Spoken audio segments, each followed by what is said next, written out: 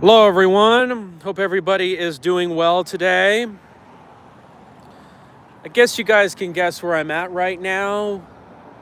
I am in the Water Street district out in Henderson. I wanted to talk about some recent updates that's going on.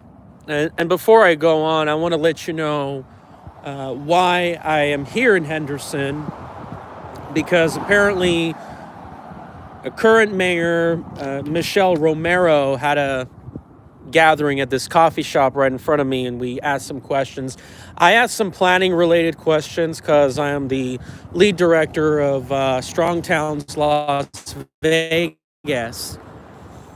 Wanted to ask her about park minimums. I wanted to ask her about arterial routes, roads, unlike this street, which is what we favor at a much higher level. This is Water Street. The way it's designed, it doesn't split the neighborhood. It's more attractive to pedestrians and so forth.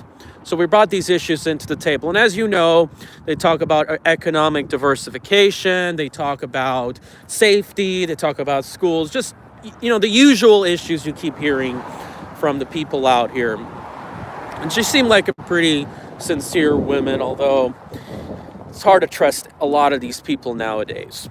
All right, so as you know, we're entering some very turbulent times right now.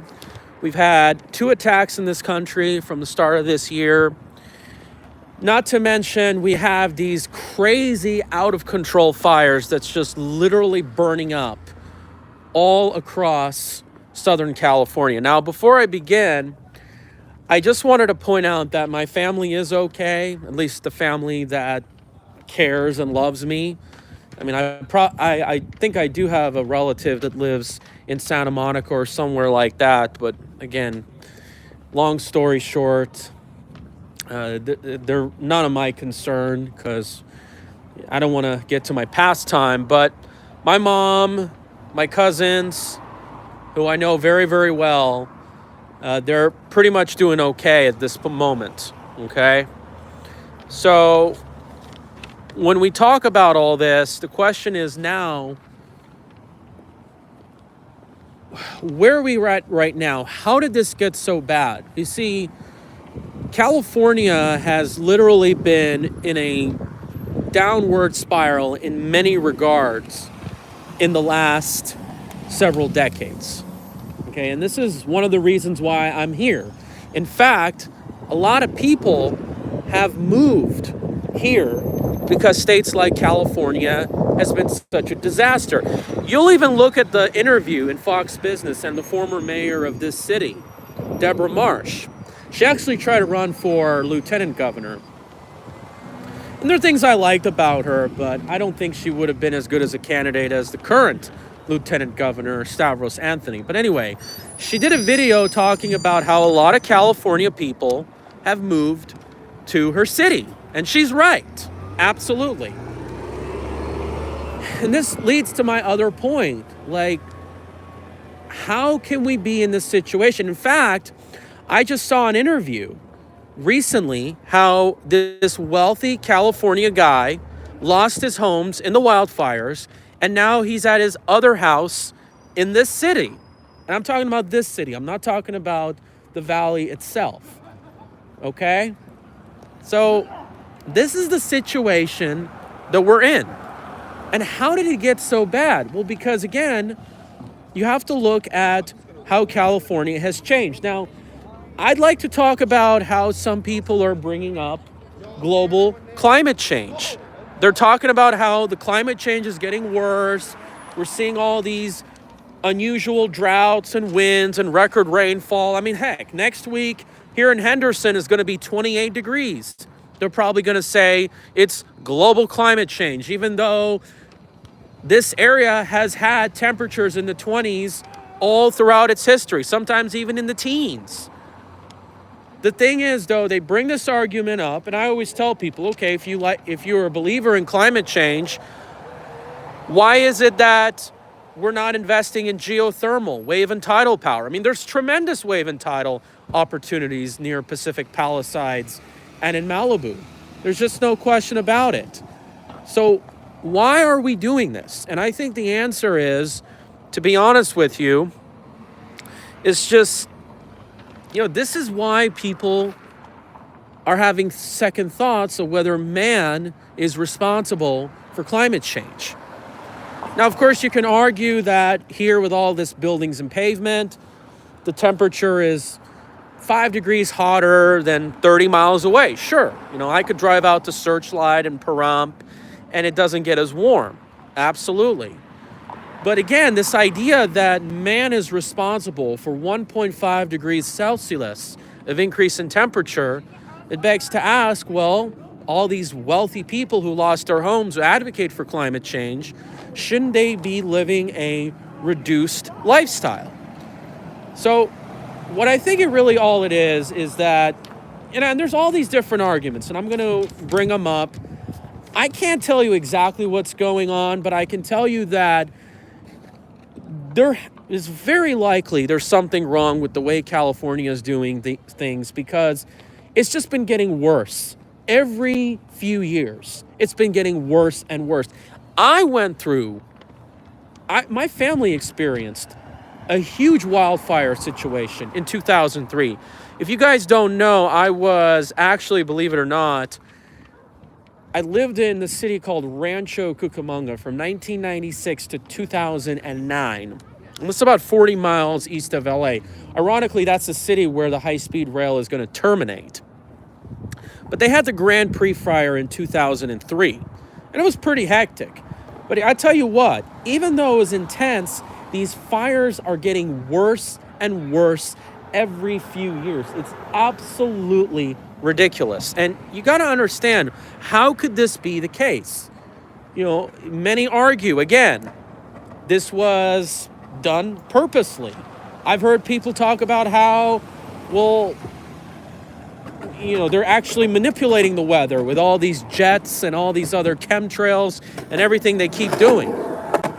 No, it's just, look, you don't have to leave it, but you have to be open to definitely new ideas. Now, I want to show you this development right here. It looks like they're really doing some mass redevelopment in the Water Street. This area has changed so much, by the way, in the last several years.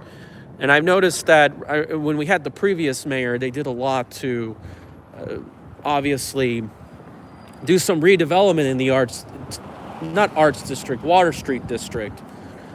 Actually, the Arts District are doing a lot there too, because I think there's an increased interest in living in the inner cities, because people just don't want to have to drive everywhere and be far from everything. So that's kind of the thing you have to understand. I did get an interview from an architectural firm out here, so that would have been interesting if I worked here and kind of see what's going on. And, oh yes, and look at this.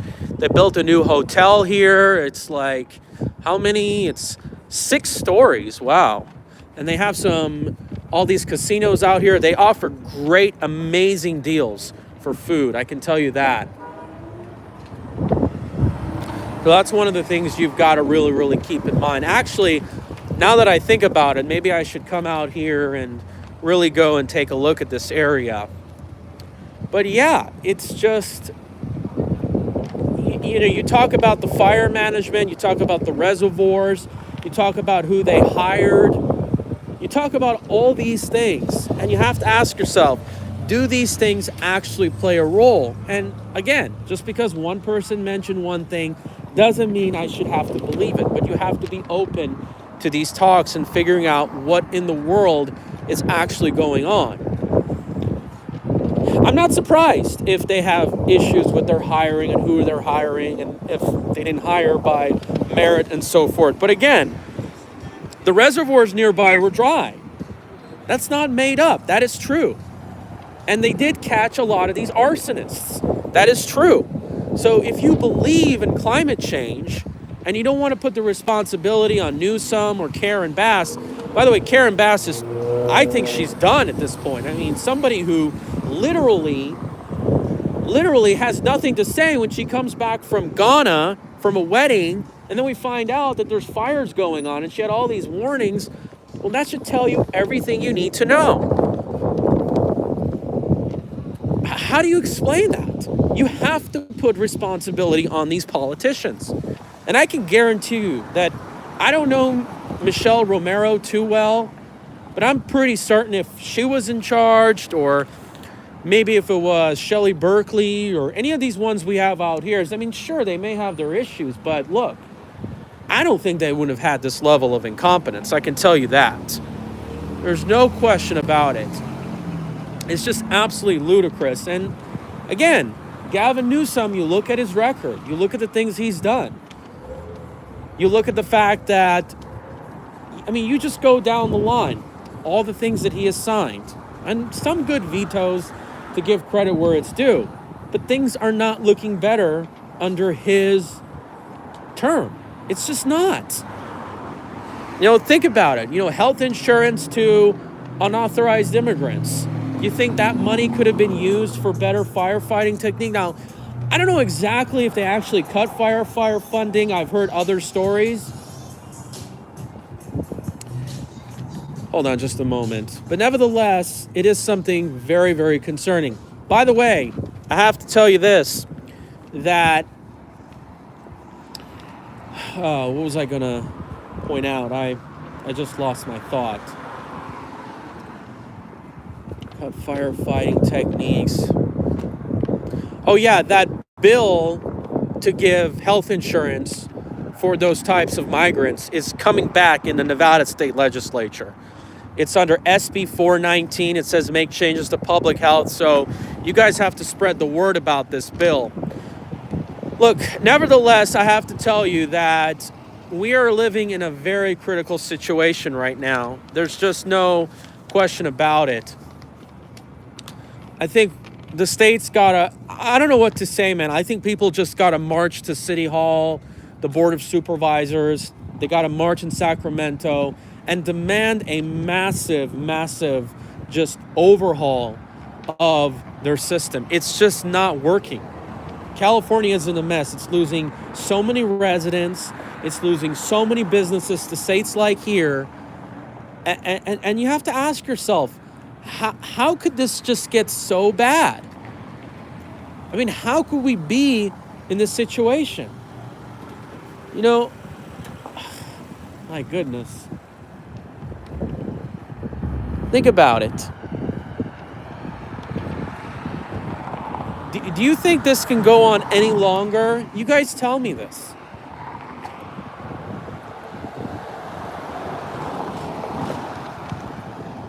Just going down the line of thinking about all the other thoughts. And oh yes, how are these people going to get permits? How are these people going to recover?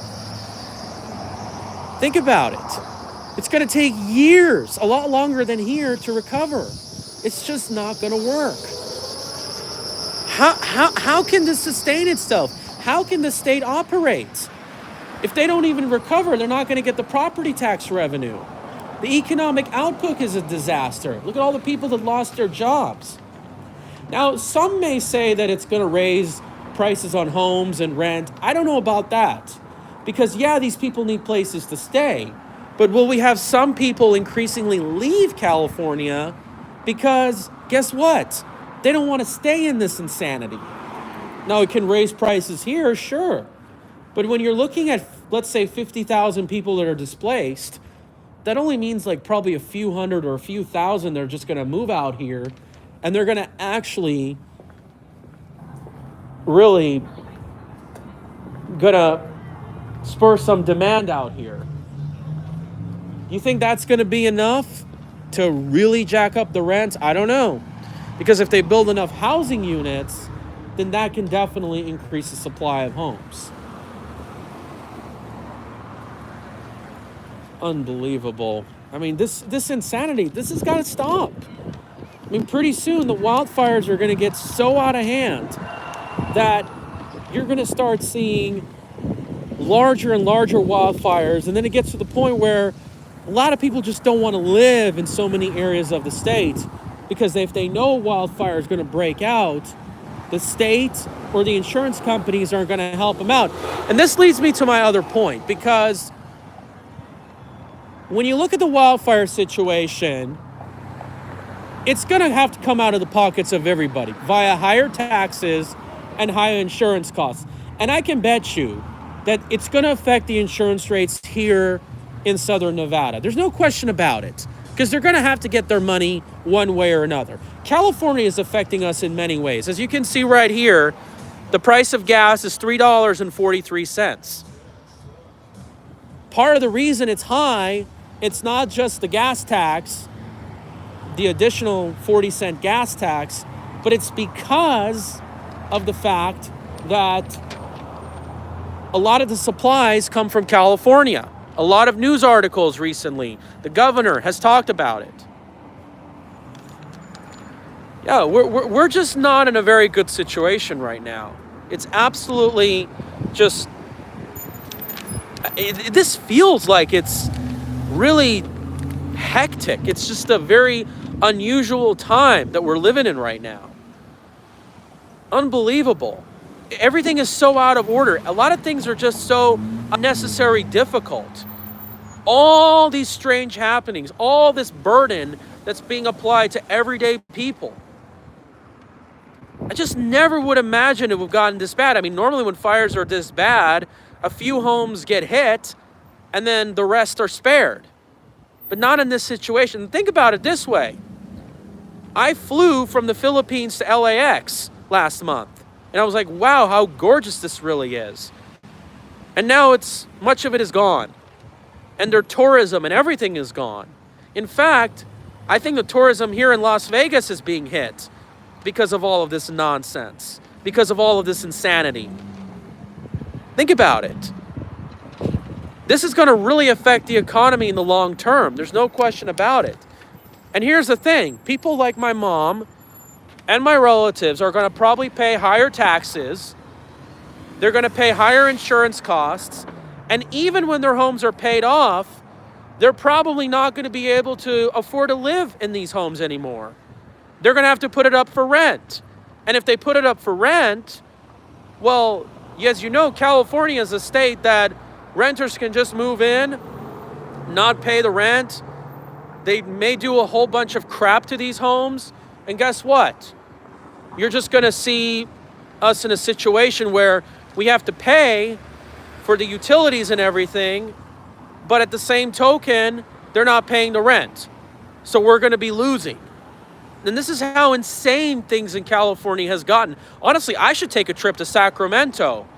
Carson City is not too far away. I should talk to these people. I said, what is up with these insane laws you're putting in? They're putting reparations for slavery. It's just ridiculous. It's ridiculous. Well, where's the reparations in Saudi Arabia, Iraq, Iran, all these other countries that had black slaves? You guys never talk about it. Unbelievable. And you think things are here in Las Vegas are any better? Not a whole lot. This leads me to my other point. These casinos are still raising fees, raising all these other prices of everything. And what's pumping up this economy? This whole economy here in Las Vegas has been pumped up by overpriced tourist and home building services, real estate. That's been pumping our economy. This is what happens when you bail out the banks, when you have the policies of the Federal Reserve, when you have all this endless supply of credit. You have people coming here, it's convention season, and people are using their company employer credit cards to spend all this money here.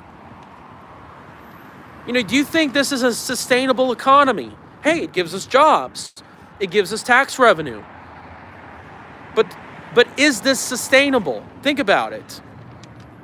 And our economy, it's getting a little more, but it's not really all that diversified yet.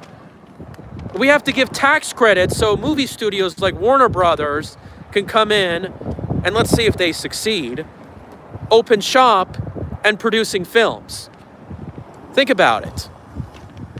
And I know a lot of people don't want to move here. There's issues living here. You know, people like greener pastures.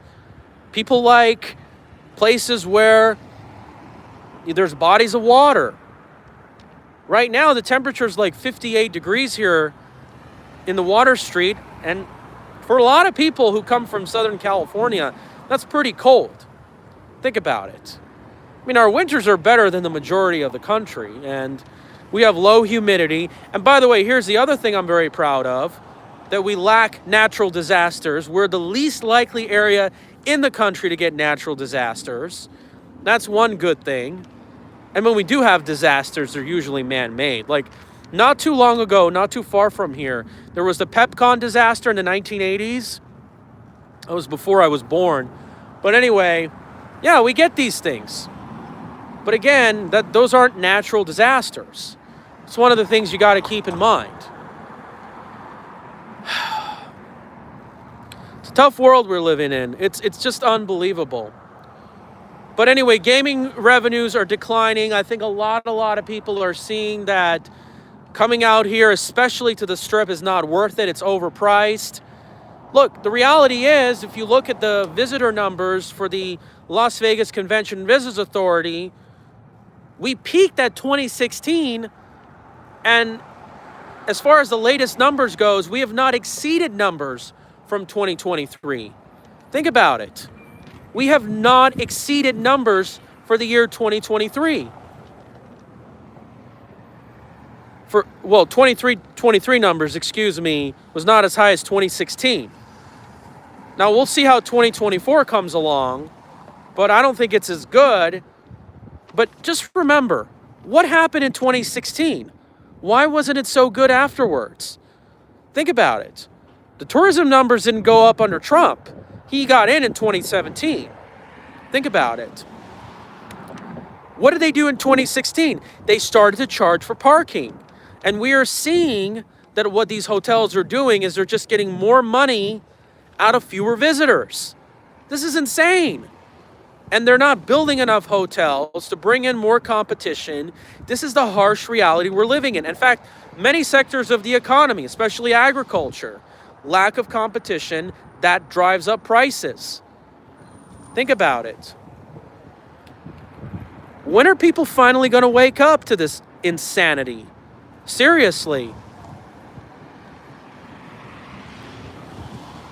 Unbelievable. And frankly, I think it's going to have to get worse so that they'll learn their lesson and they'll have to change their ways. There's no question about it.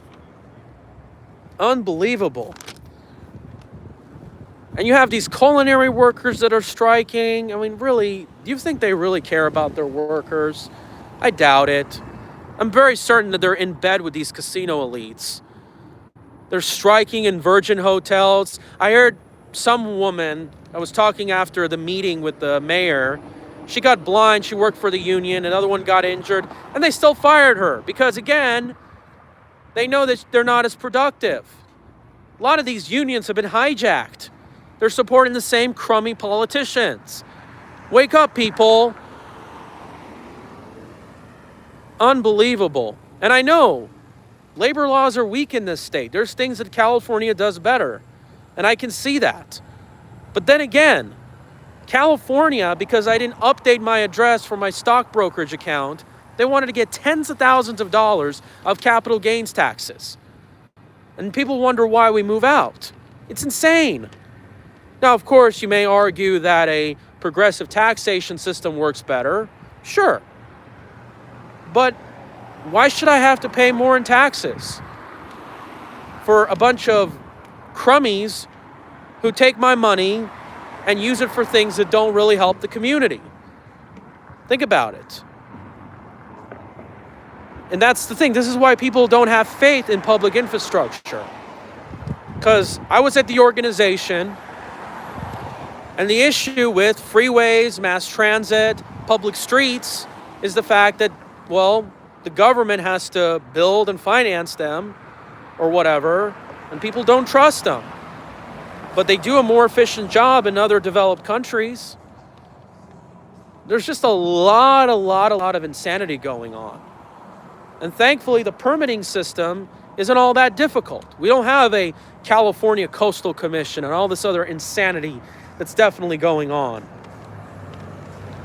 And now we're seeing the housing market, their inventory is going up. People are maxing out their credit cards more and more before. This is going to really start to contract, folks. we're going to see some crippling. The stock market, we're not hitting all-time highs. It went up today a lot, but it's not looking all that good. Still, PE ratios are so high. Seriously, what reason do I have to invest in this market? It's going to need another correction. And then hopefully things can be in a more healthy recovery that we actually should, believe it or not. Unbelievable. It's just... Anyway, I've been doing organizing for my urban planning Strong Towns Las Vegas organization. You can probably I believe my YouTube page has the links to that other YouTube channel, and you can follow it on Instagram. We're going to have meetings every month. I just was at a Las Vegas planning commission meeting yesterday about the Baldlands Golf Course. And then tomorrow I'm going to meet up with somebody at the Regional Transportation Commission. So we have to get a lot of things done because the planning out here is just, it's so dysfunctional. It's so problematic. There's just no question about it. Unbelievable. Anyway, before I go, I want to make some comments about the inauguration of Donald Trump. Look, he got in because Americans wanted change. There's just no question about it. Most of Americans believe that this country is on the wrong track. There's no question about it. However, and I want to make this very, very clear, you guys may not trust him. I think majority of you viewers supported him. But the thing is he's got to meet his goals, okay? He's got to meet his goals if he wants to have a good approval rating, and he's going to succeed in the midterms and get more seats. And then obviously, and by the way, that affects all the other seats like state legislature and so forth. And by the way, they're still pushing the popular vote compact in the state legislature, even though he won the popular vote by 1 million or 2 votes. Yeah. So the thing is, though, is that you've got to understand he's got to do well. Foreign policy, Ukraine, Israel, all these factors. He's got to reduce gas prices, or, maybe he'll go down another 50 cents. And I think that's doable. He's got to reduce grocery items, especially certain types of meat, dairy. Egg prices is just ridiculous. Okay? This is ridiculous. And this leads me to my other point. I'm not surprised if this is just similar to COVID, where they artificially exaggerate the issue. They purposely do things that are meaningless. Like, I'm not surprised if they're purposely, I don't know for sure, but I'm not surprised if they're purposely getting rid of their chickens to create an artificial shortage to push whatever agenda they're trying to do. Because when I look at historical price trends, we would rarely have these supposed egg shortages due to disease 10, 15, 20 years ago. And this is ultimately what the problem is, because our food production is so centralized, and they're allowing these few companies to control so much and get away with it. It's absolutely disgusting. It's absolutely horrifying. And I'm not surprised if this was purposely done.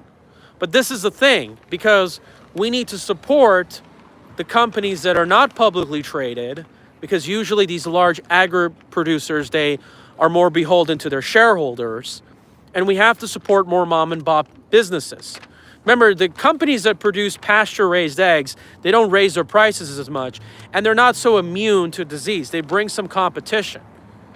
So I think we should start boycotting these companies, do a Bud Light or something against these companies, stop supporting them, because it's absolutely ridiculous what's going on.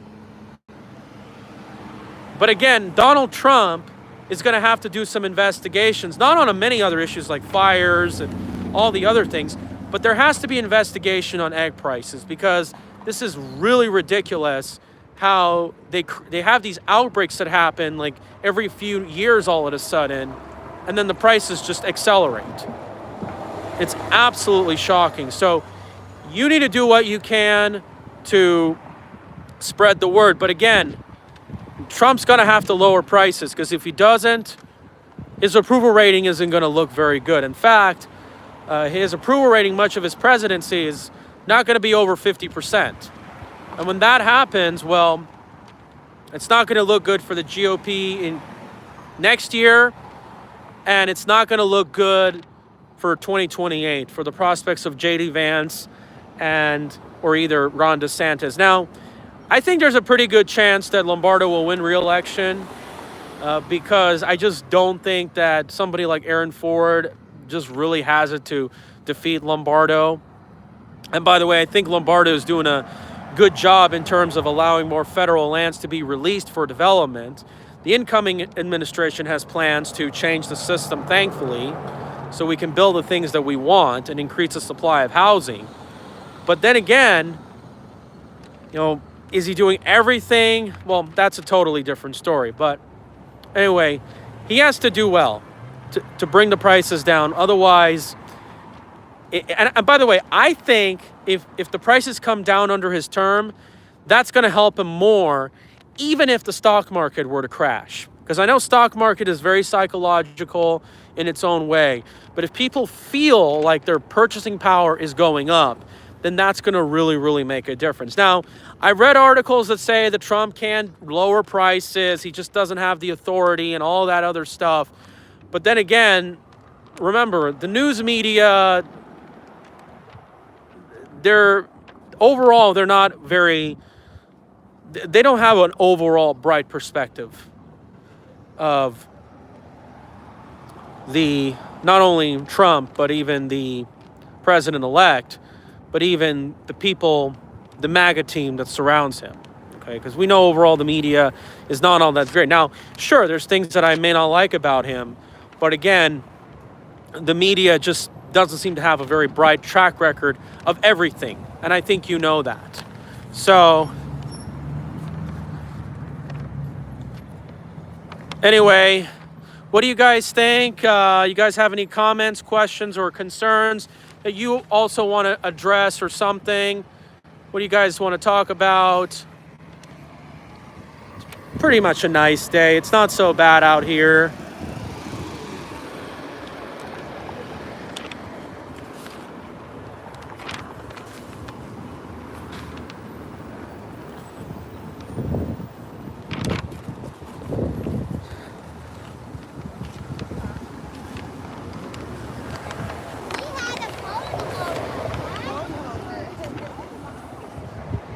Yep, I have a phone holder. It's a good time. I wanted to actually use it to record our conversation with the mayor, but the staff didn't want me to do it, but I just wanted to have it as a record that I was there and I asked the question, but you just don't want to, what was I supposed to do, All right, I'll see you guys. Thank you so much. Hope you're having a good new year, by the way.